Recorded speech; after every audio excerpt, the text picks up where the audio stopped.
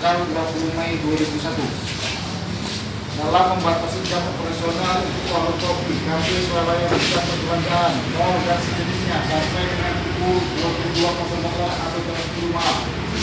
Aturan pemerintah adalah untuk melindungi masyarakat agar tetap sehat dan selamat dalam kondisi pandemi COVID-19.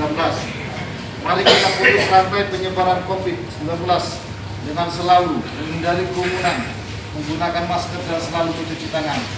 Diharapkan untuk para masyarakat dan warga agar tetap melaksanakan protokol kesehatan yang telah dianjurkan oleh pemerintah agar dapat memutus penyebaran pandemi COVID-19. Itu yang dapat kami sampaikan.